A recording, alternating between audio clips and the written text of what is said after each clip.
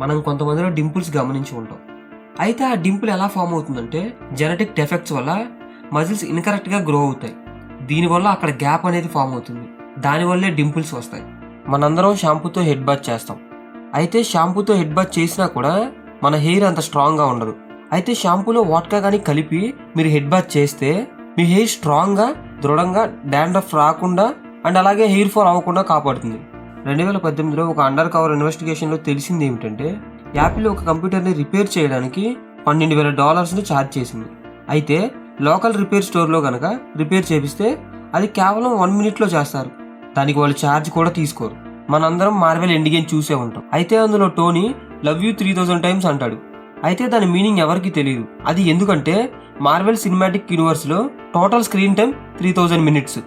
అందుకే Tony end గేమ్లో love you 3000 times అంటాడు. ఇప్పుడు మనం ఫ్రిడ్జ్లో ఐస్ క్యూబ్స్ చూసి ఉంటాం. అవి వైట్గా ఉంటాయా లేదంటే ట్రాన్స్పరెంట్గా ఉంటాయని మీరు ఎప్పుడైనా గమనించారా? మీరు ఒకవేళ ట్యాప్ వాటర్తో ఐస్ క్యూబ్స్ చేస్తే అవి వైట్ కలర్లో ఉంటాయి. ఒకవేళ మీరు బాయిల్ వాటర్తో ఐస్ క్యూబ్స్ చేస్తే అవి ట్రాన్స్పరెంట్ కలర్లో ఉంటాయి. మనిషికి ఒకవేళ ఈగలకి ఉండే ఐస్ ఉంటే మనం నేల మీద నడిచే చీమని 10 స్టోరీ బిల్డింగ్ రూఫ్ నుంచి కనుక చూస్తే ఆ చీమని కూడా చూడగలం. ఈ ప్రపంచంలో 60% సముద్రంలో ఉండే ప్లాస్టిక్ వేస్ట్ అంతా కేవలం 5 కంట్రీస్ నుంచి వస్తుంది. అవి China, Indonesia, Philippines, Vietnam and Thailand నుంచి వస్తున్నాయి. మనందరం మిల్క్ తాగుతాం.